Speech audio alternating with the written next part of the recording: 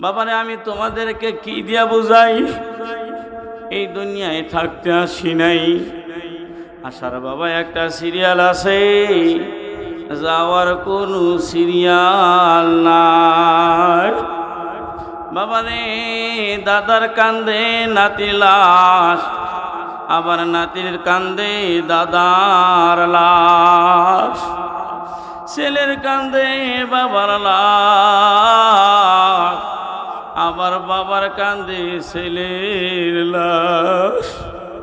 আমি বলি বাবা দুনিয়ার সব কিছুরই একটা ওয়ারেন্টি গ্যারান্টি কার্ড আছে, আমার তোমার হায়াতের জিন্দেগি যার কোনো ওয়ারেন্টি গ্যারান্টি কার্ড নাই। এই যে এখন বয়ান শুনতেছ, এমনও হতে পারে সকালবেলায় খবর আসবে সরজক নালার মুক্তি ফরিদ দুনিয়ায় থেকে চলে গেছে।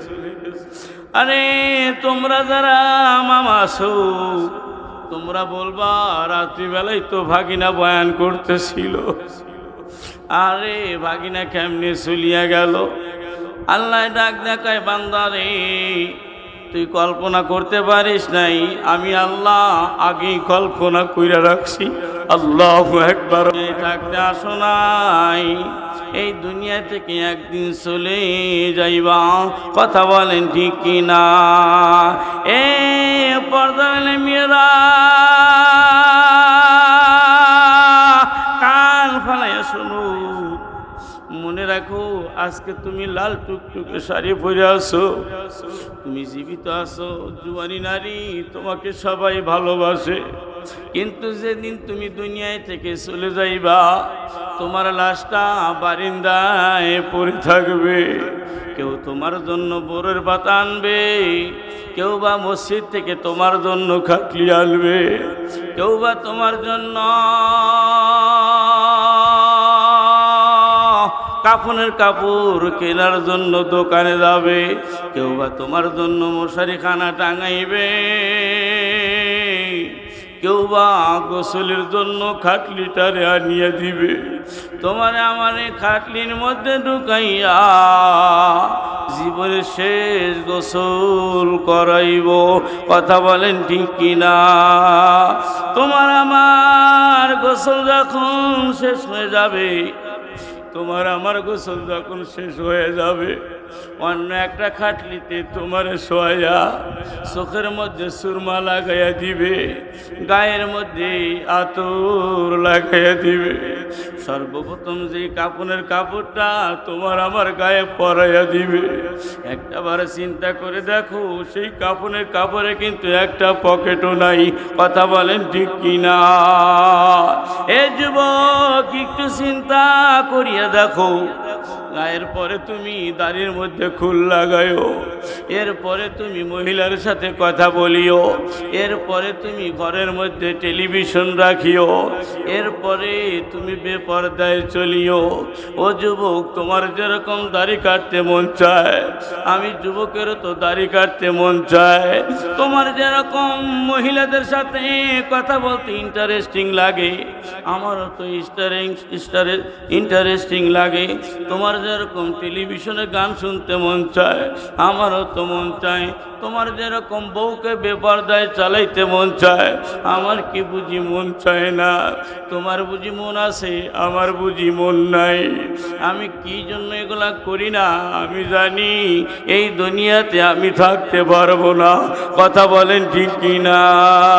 এ যুবক একটু তাকায় দেয়,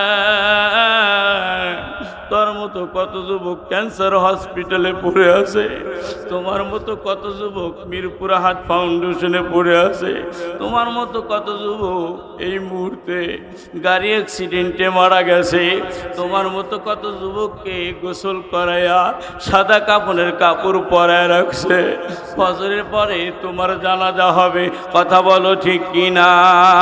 এ যুবক, ও পর্দারে মারা, আমার আওয়াজটা শুনলে মা শোন, ঘরের মধ্যে লাইট আছে বা লাইট আছে, স্বামী ঘুমায়, ছেলে মেয়ে ঘুমায়, ফ্যান চলতেছে, তারপরে তুই থাকতে পারস না। একটা বার চোখটা বন্ধ করিয়া দেখ, এখন যদি তুই মারা যা, তোরে অন্ধকার কবরে রাখবে, যেই কবরে অক্সিজেনের কোনো ব্যবস্থা নাই, যেই কবরে তোর ছেলে মেয়ে কেউ নাই, যেই কবরে তোর খাওয়ার কোনো ব্যবস্থা নাই, যেই কবরে পানির কোনো ব্যবস্থা নাই। আল্লামা রুমি রহমাতুল্লাহ আলাইহি বলেন, যেই ব্যক্তি কবরে গেছে ওই ব্যক্তির চাইতে ইতিমার কেউ নাই। এ বাজানে পর্দার আলে মেয়েরা, দেখ না, তোরে যখন কবরে ময়দানে রাখছে, চতুর্দিকে মাটি, উপরে ডাওর, তার উপরে তালাই, তার উপরে মন কেমন মাটি দিয়া জীবনের মনে তোরে দাফন করিয়ে দিছে। কে তোর কবরে বসে যায়, কে তোর কবরে বসে যায়? বেঁচে ছিলি, তোর না কত প্রয়োজন, যেদিন তুই চলিয়া গেলি আর তোর কোনো প্রয়োজন নাই। কথা বলেন ঠিক কিনা? যাদের জন্য এত কষ্ট করে সংসার করলি, নিজের জীবনকে বাজে রাখলি, সংসার সাজাইতে গিয়ে পর্দা করতে পারস নাই, সংসার সাজাইতে গিয়ে নামাজ কাজা করেছিস, ছেলে মেয়ে সুখের জন্য কত গুনার কাজ নাই করলি। তুই যখন বৃদ্ধ হয়ে গেলি, সবাই তোকে দাম দেয় না, অমূল্য অপদার্থ ভাবে। কথা বলেন ঠিক কিনা? আবার দুনিয়ায় থেকে চলে গেলি, কেউ তোর কবর জিয়ারত করতে যায় না। আসছো একা, যাইবা একা, সঙ্গে কেহ যাবে না। কথা বলেন ঠিক কিনা? যুবকেরা, পর্দায় মারা, একটু শোন না মা, একটু শোন। মা ফাতেমা জোহরা রাদিয়াল্লাহু আনহা, হায় আলী রাদিয়াল্লাহু তাআলা আনহু আসলেন, ঘরের মধ্যে আসলেন। কই রে আমার ফাতেমা, কই? আমার বিবি তো ইশরাক নামাজ না পড়ে বাইরে যায় না, কত কোনো কাজ করে না। আজকে তো ইশরাক নামাজে দেখি না, কই গেল আমার ফাতেমা, কই গেল? এবার আলী রাদিয়াল্লাহু আনহু ফাতেমা রাদিয়াল্লাহু আনহাকে তালাশ করে, দেখে ফাতেমা রান্না করে, অনেকগুলো পিঠা বানাইছে, আবার অনেকগুলো কাপড় ধুয়ে রাখছে। কি রে ফাতেমা, তুমি তো অসুস্থ, তুমি তো ঠিক মতো খাইতেই পারো না, এমন জ্বর তোমার আসছে, তুমি তো কাজ করতেই পারো না, এতগুলো রুটি কেমনে বানাইলা, এত কাপড় কেমনে ধুইলা? এবার ফাতেমা রাদিয়াল্লাহু আনহা ডাক ডাকায়, প্রাণের স্বামী, আপনারা তো আমি জানাই না, একটা ঘটনা শোনেন। গত রাত্রে আমার বাবা আমার ঘরে চলে আসছে, আমি ঘুমের ঘরে দেখি পুরা ঘরটা আলোকিত হয়ে গেছে, পাশে বাবা বসে আছে। কি বাবা, আমার কাছে কেন আসছ? ফাতেমা রাদিয়াল্লাহু আনহা যখন মায়ার নবীকে বললেন, নবী আমার ডাক দেখায়, ফাতেমা রে, আগামীকাল আমি নবী তোমার সাথে জান্নাতে খাবার খাবো, চিল্লা কামনা মারহাবা। ফাতেমা রাদিয়াল্লাহু আনহা ডাক দিয়ে বলেন, প্রাণের স্বামী, আমি তো বাঁচবো না, আমি তো দুনিয়ায় থেকে চলিয়া যাব। লম্বা টাইম আপনার সাথে সংসার করছি, আমি কি আপনাকে কোনোদিন কষ্ট দিছি নাকি? কেননা আমার আব্বা বলেছে, পৃথিবীর স্ত্রীরা যদি স্বপ্নের কাজগুলা করে, পৃথিবীর স্ত্রীরা যদি তালিমও ঠিক মতো করে, রোজাও ঠিক মতো রাখে, তাহাজ্জুদের নামাজও পড়ে, পর্দাও ঠিক মতো করে, কিন্তু নারী এমন অবস্থায় যদি মারা যায়, যেই অবস্থায় তার স্বামী তার উপর সন্তুষ্ট ছিল না, আমার বাবা রসুল বয়ান করেছেন, ওই মেয়ে কোনোদিন আল্লাহর জান্নাতে যাইতে পারবে না। চিল্লা কাউনা নাউজুবিল্লাহ। পর্দায় মারা, তোমাদের কাছে আমি জান্নাতি কথাটা বলে যাই। জান্নাতি মেয়েদের 3টা গুণ থাকবে। কয়টা গুণ বাবা, কয়টা গুণ? জান্নাতি মেয়েদের 3টা গুণ। 1 নম্বর গুণ হলো, স্বামী যখন স্ত্রীর দিকে তাকাইবে, সঙ্গে সঙ্গে স্ত্রীর মুস্কি হাসি দেওয়া সুন্নত। সুবহানাল্লাহ বলেন। কিতাবের মধ্যে আসছে, স্বামী যখন স্ত্রীর দিকে তাকাবে, ওই স্ত্রী যদি স্বামীকে দেখে মুস্কি হেসে দেয়, পয়গম্বর বলেন ওই নারীকে তোমরা জান্নাতি নারী বলতে পারো? চিল্লা কান্না মারহাবা। দুই নাম্বার জান্নাতি মেয়েদের গুণ হলো স্বামী যখন ডাকবে কোনো কাজের দিকে যাবে না। স্বামী একবার ডাক দিছে সব কাজ ফালাইয়া স্বামীর ডাকে সাড়া দেবে। পয়গম্বর বলেন জান্নাতি মেয়েদের দুই নাম্বার আলামত। তিন নাম্বার জান্নাতি মেয়েদের আলামত হলো স্বামী যখন থাকবে না স্বামীর মালসামালাগুলো হেফাজত করবে। এই তিনটা যেই মহিলার ভিতরে থাকবে ওই মহিলাকে আমার পয়গম্বর জান্নাতি বলেছেন। চিল্লা কান্না মারহাবা। এ মা ফাতেমা জোহরা ওই মহিলা যার জন্য আল্লাহ নিজেই ঘটক ছিলেন। সুবহানাল্লাহ কয় না? নবীজি ফাতেমা তো বড় হয়ে গেছে, বিয়ে কার সাথে দেবে? নবীজির কাছে তো সবাই দরখাস্ত দেয়, কার সাথে দেবে? নবীজি বয়ান করতেছেন, বয়ান শেষ, সবাই চলে গেছে। আলী এসে নবীজির সামনে আত্মাহিয়াতুর শুরুতে বসে গেলেন। কি রে আলী, সবাই চলে যায়, তুই কেন বৈশা? কি রে আলী, তোমার কি হয়েছে? তুমি কি আমার ফাতেমাকে বিয়া করবা নাকি? চিল্লা কান্না মারহাবা। আলী রাদিয়াল্লাহু তাআলা আনহু নিচের দিকে মাথা দিয়া লড়াই আর কয় নবীজি রাজি যদি থাকেন আমি রাজি আছি। সুবহানাল্লাহ। আপনি যদি রাজি থাকেন আমি রাজি আছি। নবীজি বলেন আলী মাথা ঘুমায়। আর এইদিকে জিবরিল আমারে কয় আলীর সাথে ফাতেমার বিয়াতে আল্লাহ রাজি আছে। সুবহানাল্লাহ বলেন, সুবহানাল্লাহ বলেন। এবার আলী রে ডাক ডাক, আলী থাকো, আমি একটু আমার ফাতেমারে দেখি। ফাতেমারে বলি কি বলে?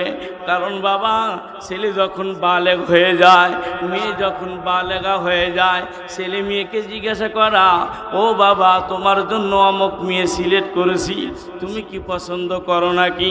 মেয়ে যদি বালেগা হয় তারে জিজ্ঞাসা করা অমুক ছেলেকে তোমার জন্য সিলেক্ট করেছি, তুমি পছন্দ করবা নাকি? তুমি পছন্দ করো নাকি? কিন্তু আমাদের দেশে লোকেরা এমন অবস্থা, ছেলে সন্তানের কাছে কিছুই বলে না, যার কারণে বিয়ার কিছুদিন যাইতেই শুধু দরবার টিম গঠন হয়। কতক্ষণ ঠিক কিনা? আরো জোরে বলেন ঠিক কিনা? এবার ফাতেমা জোহরা রাদিয়াল্লাহু আনহা আলীর জড়ায় ধরে কাঁদে, ও আলী আমি কি তোমার কষ্ট দিছি নাকি?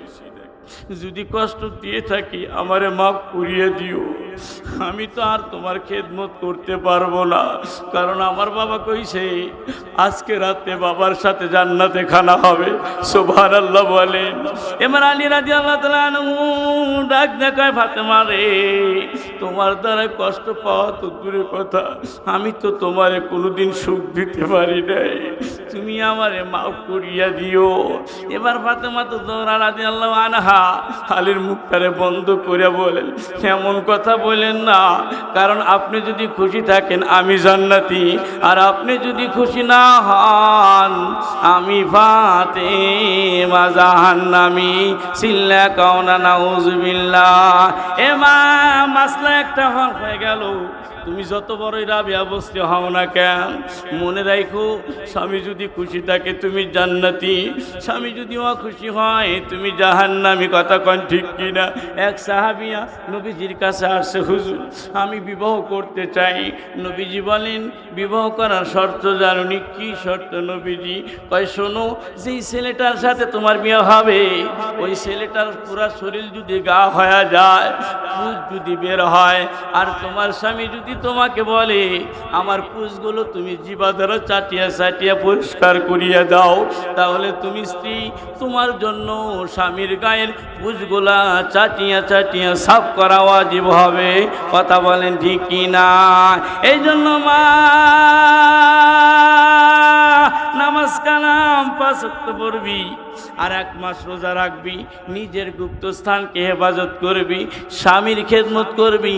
আল্লাহর কসম করে বলতেছি ফালতাদখুল মিন আই আবওয়াবিল জান্নাহ, আল্লাহ বলবেন জানা জানা আমার জান্নাতের যে কোনো দরজা ইচ্ছা তুমি জান্নাতে প্রবেশ করো।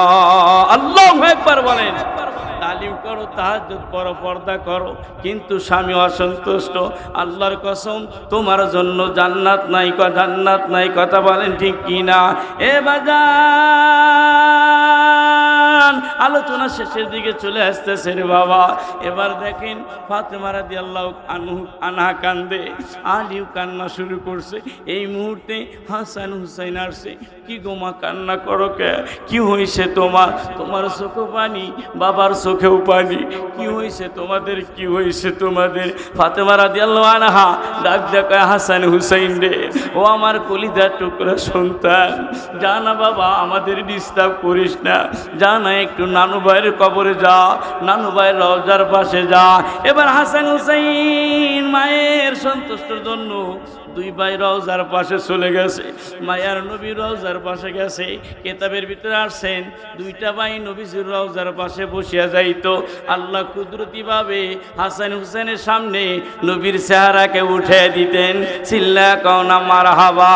হাসান হুসাইন নবীজির চেহারা দেখতেন আর নবীজির সাথে কথা বলতেন।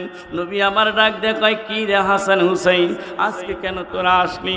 ভাই আম্মায় বলছে আপনার রওজার পাশে আসার জন্য। নবী আমার ডাক দেখা, হাসান হুসাইন জানা নাতি ভাই জানা, সময় পাবি আজকে এখান থেকে চলে যা, জানা নাতি ভাই জানা। আজকের দিনটা তোর মাকে ভালোভাবে ডাকিয়ে নি। আজকে রাত্রে তোর মা আমার সাথে জান্নাতে এক প্লেটে খাবার খাবে। চিল্লা কওনা মারহাবা। হাসান হুসাইন দূরে এসে কয়, মারে কেন ফাঁকি দেয়া পাঠিয়ে দিল? নানা কইছে আজকের দিনটা নাকি তুমি থাকবা। ও মা, তোমার ছাড়া আমি কেমনে থাকবো? ছোট বাচ্চাদের কান্না শুনে ফাতেমা তো জোহরা রাদিয়াল্লাহু আনহা সহ্য করতে পারে না। দুইটা ভাইকে সুন্দর করে গোসল করাইয়া দিলেন, খাওয়ায়া সুন্দর করে ঘুমাইয়া দিলেন। দেখতে দেখতে বাবা মৌতের টাইম চলে আসছে। সুন্দর করে ওযু করলেন, 2 রাকাত নামাজ পড়লেন, আল্লাহু আকবার বলেন। এবার আলীকে ডাক দেখায়, প্রাণের স্বামী আমার, আপনার কাছে অনুরোধ, আমি যখন মারা যাব আমারে গোসল করানোর জন্য আবু বকর সিদ্দিকের স্ত্রীকে ডাক দিবেন, যিনি আমার নানি হয়, উনি আমারে গোসল করাইয়া দিবে। সাবধান গো, মদিনার কাউরে বলবেন না, কারণ মদিনার লোকেরা যদি জানে ফাতেমা মারা গেছে তাহলে মদিনার সকলেই দৌড়ে আসবে। আরে সকলে যদি আসে আমার লাশটা দেখবে, বলবে ফাতেমা এত লম্বা ছিল, এত মোটা ছিল। আবার কবর খনন করতে যদি মদিনার লোকদেরকে নেন, কবর খনন করবে আর বলবে ফাতেমা এত লম্বা, এত মোটা।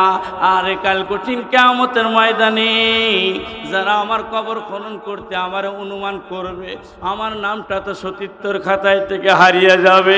এই জন্য প্রাণের স্বামী, আমি মারা যাওয়ার পর আপনি কাউরে খবর দিবেন না, এটা আপনার কাছে আমার অনুরোধ। আলী বলেন, টেনশন করিও না রে ফাতেমা। এবার ফাতেমা রাদিয়াল্লাহু আনহা আলীকে বের করে দিলেন, বের করে সুন্নত তরিকায় শুয়ে গেলেন। আলী বলেন, দরজাগুলা ফাতেমা আটকাইয়া দিল, জানলাগুলা আটকাইয়া দিল, কোনো আওয়াজ আসে না, শুধু একটা কোরআনে আয়াত আওয়াজ আসে, সুবহানাল্লাহ বলেন, যেটা আল্লাহ রাব্বুল আলামিন মুমিন বান্দাদের ব্যাপারে বলছেন। মুমিন বান্দাদের মুখ দিয়ে যে আয়াতে কারিমা আসবে, ওই আয়াতে কারিমা আসতেছে।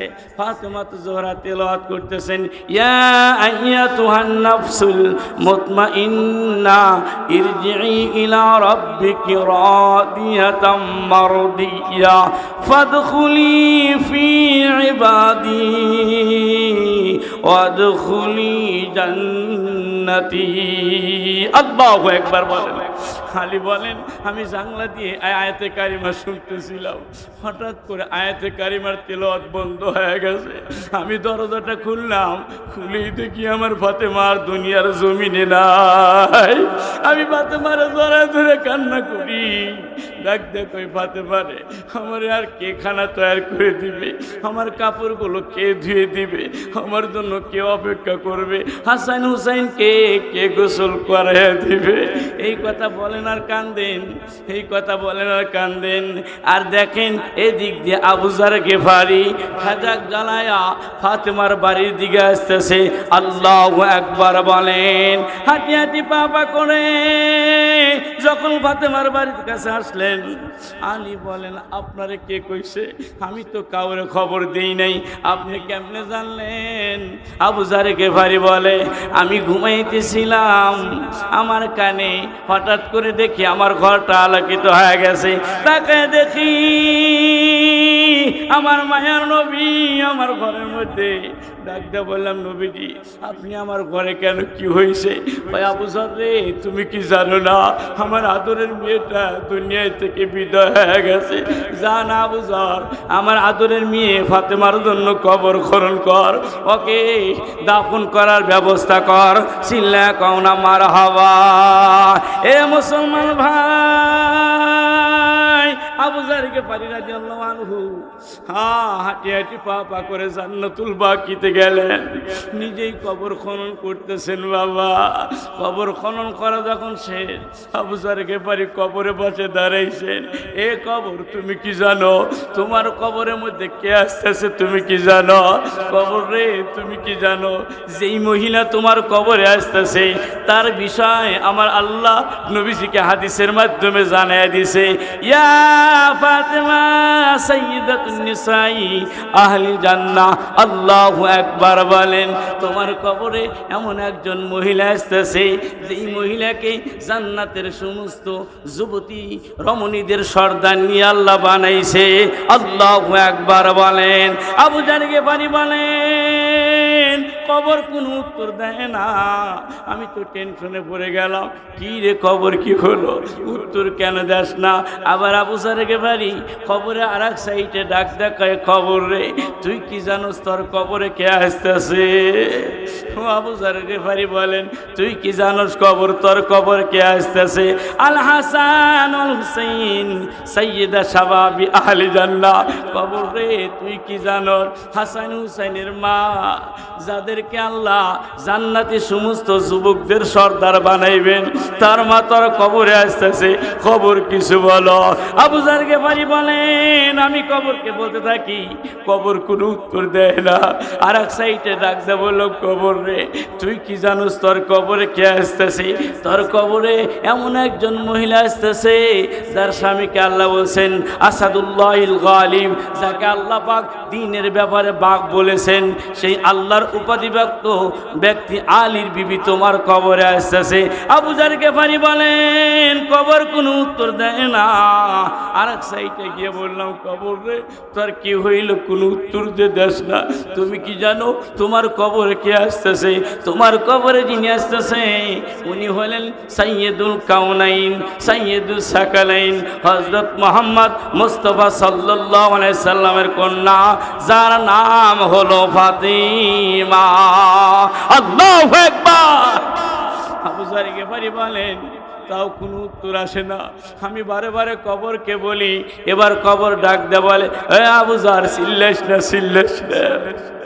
কিরে কবর চিল্লাম উনাকে? আমি বলছি তুই চিল্লাস না, তুই যার কথা বলতেছি জান্নাতের সমস্ত যুবতী রমণীদের সর্দার মহিলা, তার নাম হলো ফাতেমা। আমি তো তারে চিনি না, আমি তো তারে চিনি না। জান্নাতের সমস্ত যুবকদের সর্দার হাসান হুসাইনের মা, আমি তারে চিনি না, আমি তারে চিনি না। আল্লাহ পাক যাকে যার স্বামীকে দ্বীনের বাঘ বলছে, আমি আলীকে চিনি না, আমি আলীকে চিনি না। আল্লাহ রাব্বুল আলামিন যাকে রাসূলুল্লাহ সাল্লাল্লাহু আলাইহি ওয়াসাল্লামের কন্যা বানাইছে, আমি তাকে চিনি না।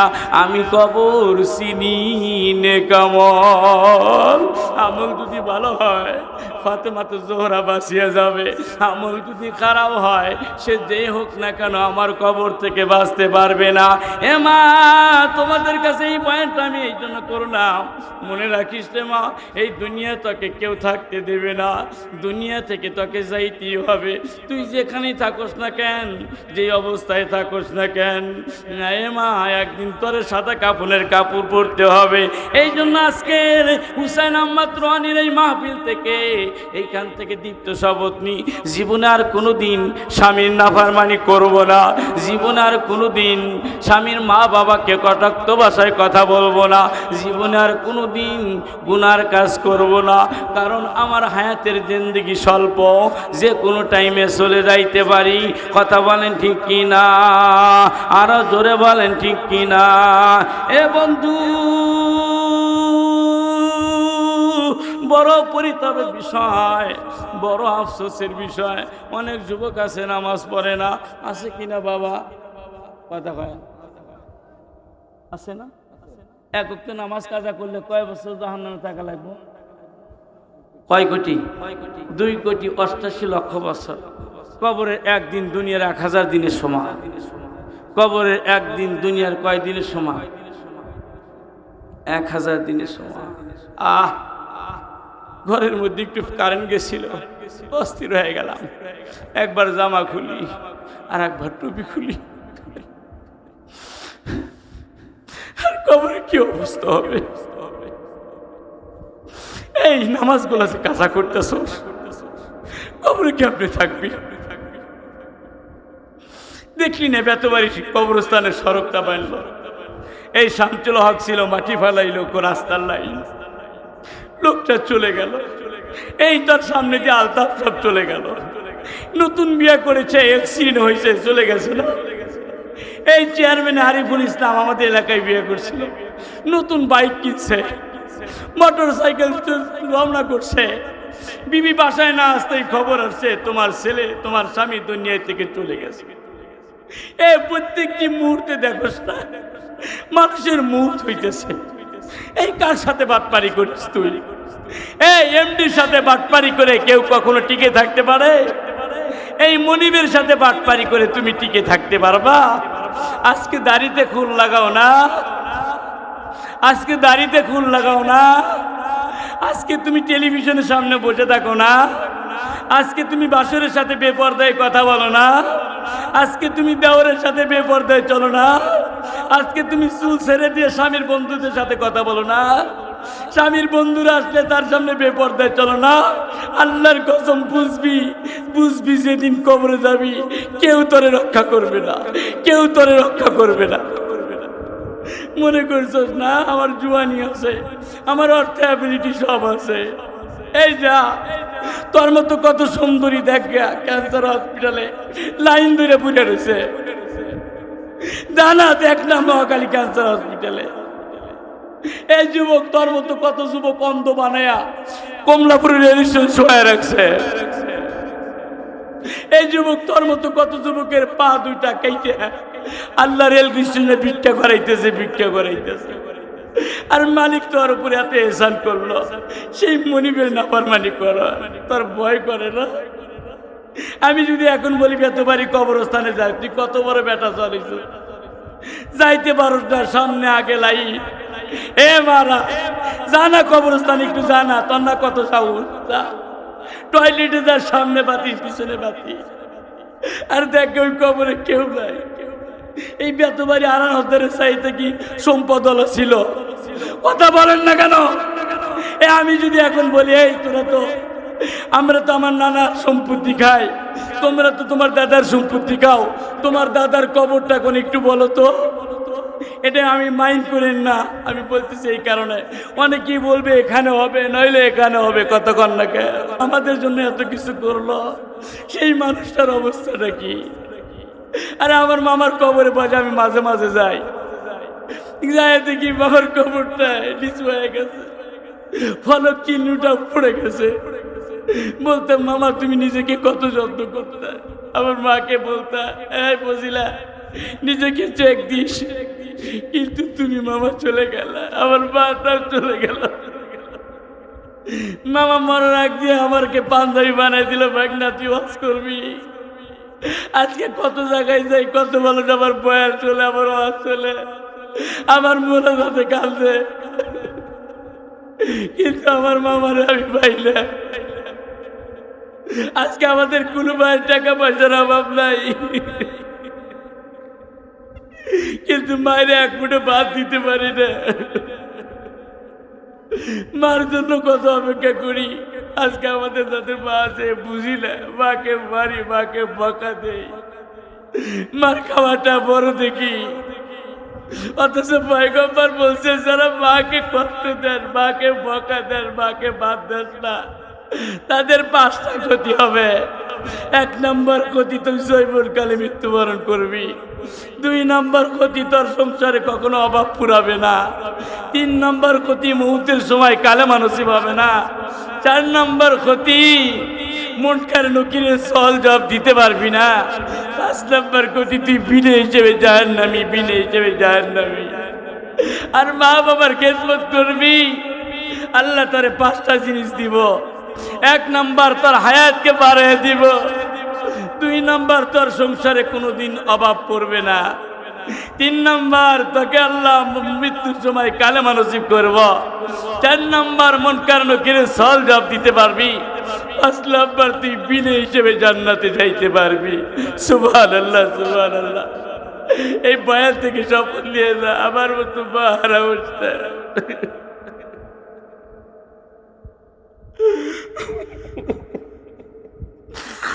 নর্থ বেঙ্গলে গেছিলাম, মা হসপিটালে পড়ে আছে। যতবার খারাপ ছিল কালি কইছে বেটা ভাত খা, আমি কই খাবো না, কই ভাত খা। বাইতুল্লাহর চত্বরে আমি মাকে মদিনায় দিয়ে নামাজ পড়তে গেছি। আমার আসতে দেরি হয়েছে, মা পুরা মদিনার চত্বরটা আমার খুঁজতেছে। আমি বাইতুল্লাহ মাকে রেখে গেলাম, আমি তো করে আছি, তুমি থাকো। ক্লিয়ার ম্যান যে কইতেছে এই বুড়ি ওঠো ওঠো। আমার মা তো আরবি কথা বলতে পারে না, কইতেছে আমার বেটা যতক্ষণ না আসবে আমি উঠবো না, উঠবো না। এই যারা ঝাড়ু দিতেছে ক্লিয়ার ম্যান, তারা পরিষ্কার করে যায়, কই বুড়িকে তুলতে পারতেছিল। হ্যাঁ, এই মা আবার চলে গেছে, তোর তো মা আছে, তুই তো বুঝিস না। বুঝবি বুঝবি, যেদিন চলে যাবে বলবে না বেটা ভাত খাই চলি। আমার হুসাইন মোহাম্মদ রুহানি মাকে খুব মহব্বত করে, মার জন্য অনেক কষ্ট করে। আমার ভাইরা, বাবু ভাইও মা বাবাকে ভালোবাসে, বিবিরাও ভালোবাসে। আমার ভাইয়েরাও আমার বাবাকে যথেষ্ট মূল্যায়ন করে। কিন্তু বিভিন্ন জায়গাকার বিভিন্ন মহিলারা আসলে এরা একটু এদিক ওদিক করে। কিন্তু তোমাদের কাছে বলবো, এই সম্পদগুলোকে নষ্ট করিও না, এই সম্পদগুলো নষ্ট করিও না। যদি কোনো বেটার বউ দ্বারায়, কোনো বেটার বউ দ্বারায় শ্বশুর শাশুড়ি কষ্ট পেয়ে থাকে, আমি মুফতি সাহেব আজকে ফতুয়া দিয়ে গেলাম, হাসনের ময়দানেও দেখা হলে তোমাকে বলবো, দেখো নাই তুমি তোমার শ্বশুর শাশুড়ির সাথে যেমন ব্যবহার করছো, তুমি রেডি হয়ে যাও, তোমার পেটের ছেলে সন্তানেরা তোমার সাথে একই মহামেলা করবে, একই মহামেলা করবে, একই মহামেলা করবে।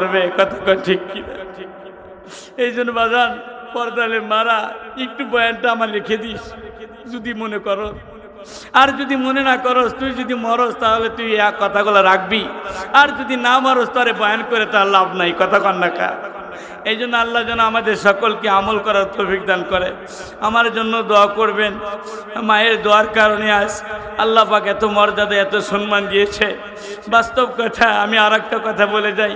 আমার মা বাইতুল্লাহর চত্বরে বলছিল, বেটা তোর কোনোদিন টাকার অভাব হবে না। বাস্তব কথা বলতেছি, মা চলে যাওয়ার পর থেকে আমি কখনো টাকার অভাব বুঝি নেই ভাই, টাকার অভাব বুঝি না মামারা। কারণ হলো মায়ের দোয়াতে কোনোদিন মিস্টেক যাবে না, মিস্টেক যাবে না। আল্লাহ আমল করার তৌফিক দান করুক।